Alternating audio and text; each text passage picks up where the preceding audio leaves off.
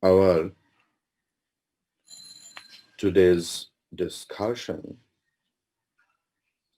we will do the meaning of self-control. आत्मा संयम का अर्थ क्या है?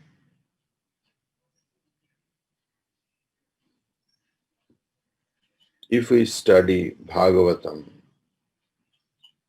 if we study Ramayana, if we study any other scripture, we will see the devils like Hiranyakashipu, Hiranaksha, Ravana. They were big meditators. They did a lot of penance, physical austerity,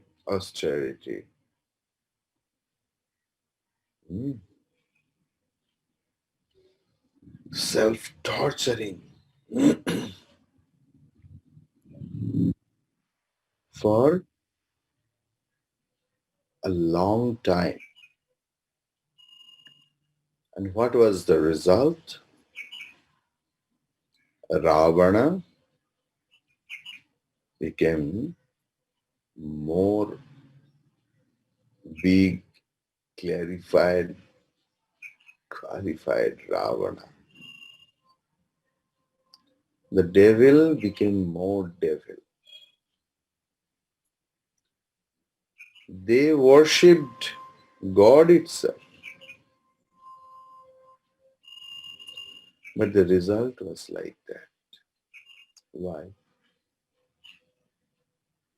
Because self-control is the very core of the Vedantic discipline. Without it, no progress is possible in spiritual life, nor any success in meditation.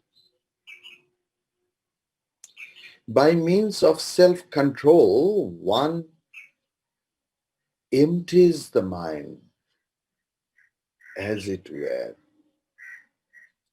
of its worldly contents,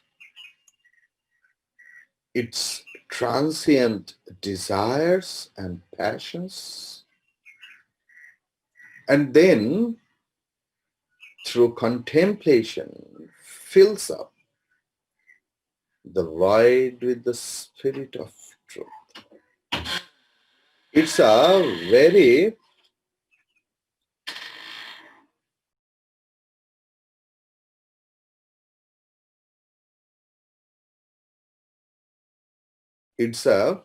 the thing is, if we consider, see, one of my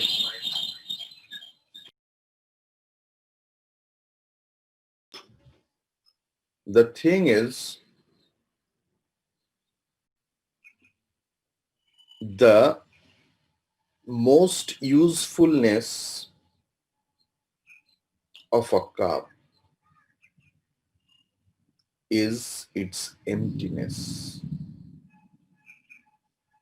The most usefulness of a cup is its emptiness. Suppose you have gone for shopping with 4 bags, but the 4 bags are full. Your 2 hands are occupied,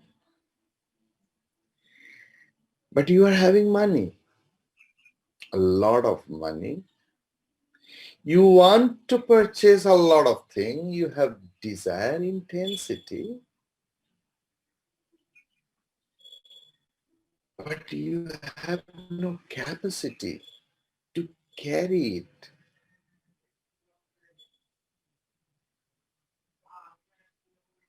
You have to empty your bag at any cost. Or you have to make your hands free.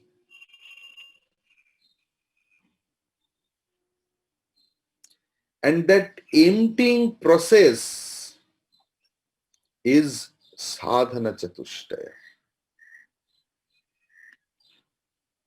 by which we can empty our baggages, where it is full of past impressions. Suppose, see, the process is like that. Suppose you fell down in a drain or a train filled with slush and everything else. But if you stand under any fountain, slowly, slowly, slowly, slowly, slowly, the darts will be removed.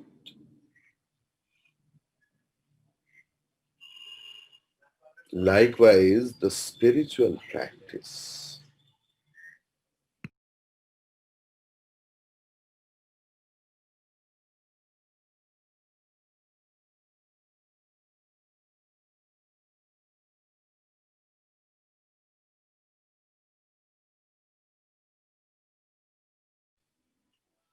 The choice means the thing is actually you have to know,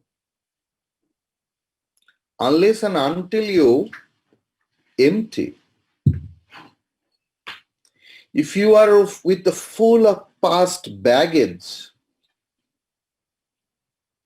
maybe you are a seeker. You are the lover of spiritual discourses. You are addicted in it. Without the morning class, as if you feel the whole day's void. Good. You are advanced than any other common people. I acknowledge you. I appreciate you. But unless and until you don't try to remove your past consciously. Now the question, how will we remove it? Is there any process? Say, suppose on the roadside, we are walking, it is a custom that we see any person, we smile. And in reflex, that person also smiles. If you stop smiling at the person for 1 day, 2 day, 3 day, what will happen, you know? The person will see you, but he will down his head as if he doesn't know you. All of you, all the ammas and maximum, I think 99.99% listener of my classes, either their mother or father. So small children you have seen. For seeing it, no need to be a parent yet. So what small child does when he starts learning, walking from crawling, he falls down. and you just watch it. Whenever any baby falls down, after falling down, he or she looks around what others people's reaction is. If the baby little bit can understand that they are very much caring, the baby starts crying. Watch it. And if the baby started crying and if you tell, hey, nothing happened, get up and see the repercussion of the baby.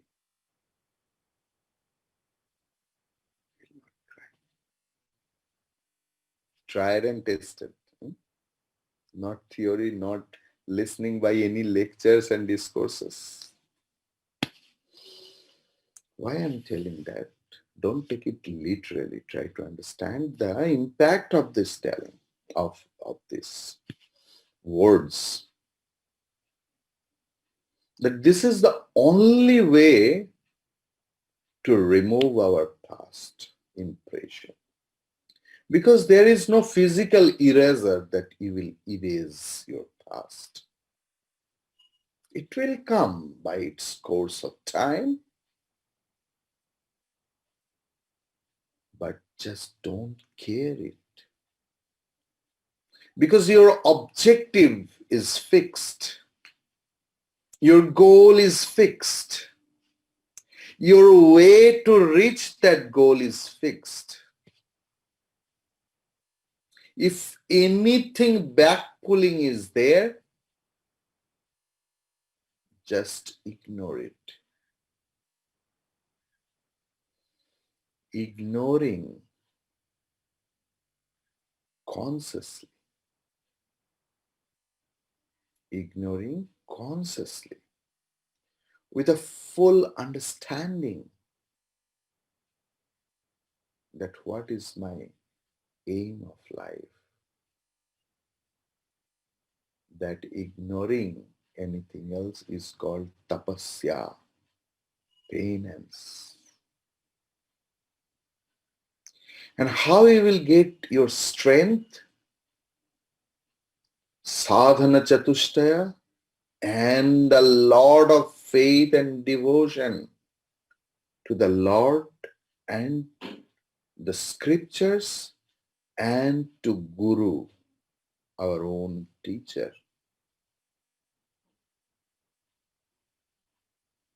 Those three things are health drink. Energy boost, Born Vita, Ensure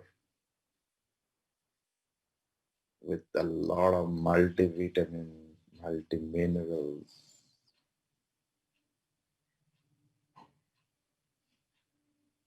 That is penance, that is tapasya. So the thing is, by means of self-control, one empties the mind, as it were, of its worldly contents, its transient desires and passions, and then through contemplation fills up the void with the spirit of truth. That is another thing. Why the storm comes? What is the theory, basic theory of any cyclone? Now when the place becomes hot, the air becomes hot, the hot air comes up. But in the whole universe, nothing can be void. So from other side, the cold air with high speed comes to fill it, and cyclone happens. So when you will empty your own baggage, mental baggage, what is the next step? Fill it with good thing, good words, spirit of truth. That is the thing. The attempt to meditate without practicing self-control is as futile as to irrigate the field without at first closing the big rat hole through which the water leaks away. Self-control should be distinguished from the practice of mortification and meaninglessness austerities. It should be distinguished from the practice of mortification and meaningless austerities. It is very different from self-torture. Bhagavan Sri Krishna condemns in Bhagavad Gita, 17th chapter, 5th and 6th sloka. Self-control really means the development of willpower and also the strengthening of the buddhi or the intelligence or the determinative faculty which controls all the sense organs. You know, this is illustrated in Kathopanishad by the parable of chariot. Kathopanishad, Prathama Valli, Tritiya Adhyaya, 3 to 9 mantras. Atmanam ratinam vidhi shariram rathamevatu buddhim tu sarathim vidhi manah pragrahame naraha. So the thing is, the body is compared to a chariot inside which is seated the self, the Atma, the master. The buddhi or the decisive faculty, determinative faculty is the charioteer, and the mind, the reins, lagam. The senses are the horses and their objects are the roads along which the vehicle moves. The chariot serves the purpose of taking to the destination the master, who is the Supreme Self temporarily identified through ignorance with the body, the senses, and the mind. If the buddhi, the driver actually, decisive faculty means the driver. If the driver is weak, if the buddhi is weak, and the mind, the reins means the steering you can consider, not held firmly, then the senses, the horses, become uncontrollable. You can't control your car. Like the vicious horses of a bad charioteer. Just think, the driver is crazy, the car is not listening to the driver, it's not functioning properly, and you are inside the car. Think about your condition. And you are traveling in a hilly road. But if the buddhi functions properly and the mind is firmly held,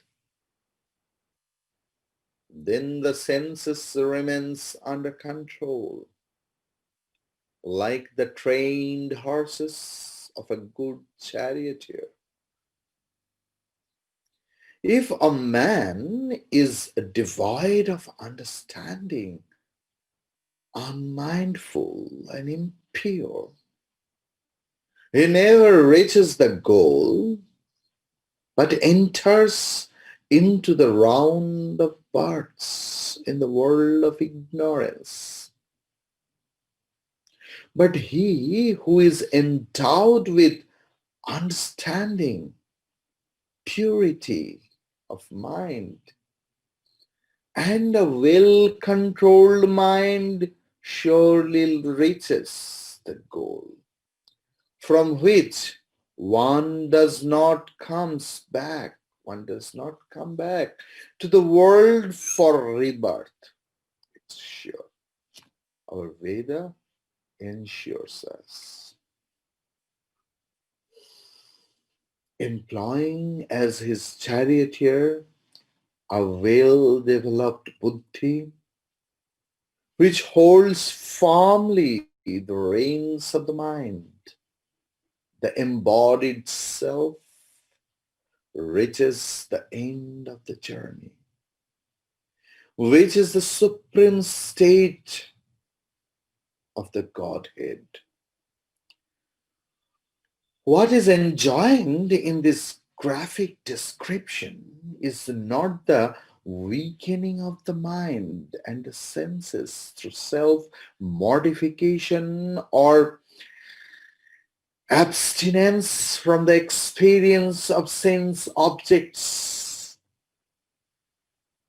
but the strengthening of the will power and the determinative faculty.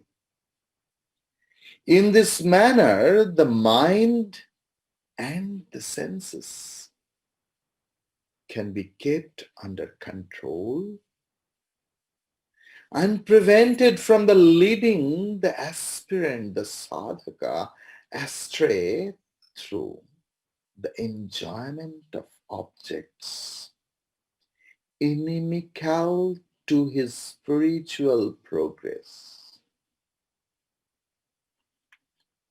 This strengthening of the willpower and the buddhi is the very core of self-control, is the very core of the self-control.